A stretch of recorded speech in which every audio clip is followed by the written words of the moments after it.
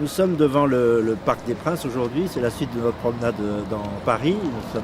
un peu excentrés. Le Parc des Princes, c'est le symbole évidemment du football, et le football, ça n'est plus le symbole du grand sport populaire, c'est le symbole de la grande désunion, de la grande discorde populaire. Et je dois dire que les épisodes du mondial, du fameux mondial, ont été extraordinairement éloquents, ils ont été décryptés par beaucoup d'analystes, je cite Finkielkraut notamment, qui a dit d'assez belles choses sur le règne des caïds. Mais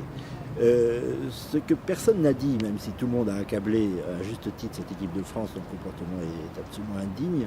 avec des dénégations ridicules du genre nous avons conscience de représenter la France, ils en ont nullement conscience, après c'est qu'ils ne chantent même pas la Marseillaise, mais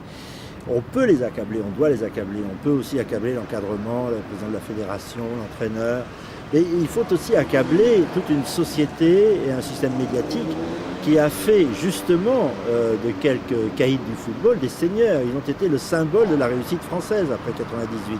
Ils pouvaient se croire tout permis, ils étaient les vrais caïds, ils étaient les vrais chefs, ils étaient les représentants de la France qui gagne, ils pouvaient tous se permettre au coup de boule de Zidane, on a passé dessus, à Jacques Chirac, alors président de la République, et même allait féliciter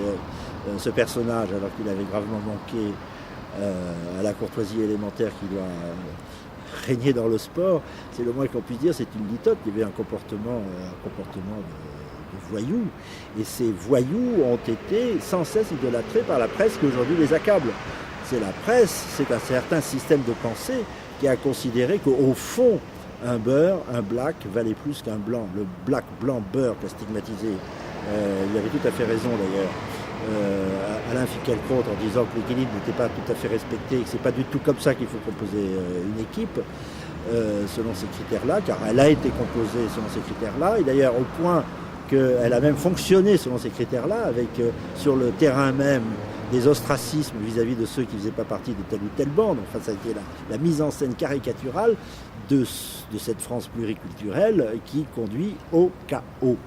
Mais encore une fois, elle n'est que la pointe avancée de nos croyances collectives, enfin de nos croyances, pas celles de quelques personnages qui gardent quelques bon sens, mais de tout le système de pensée moderne, pluriculturel,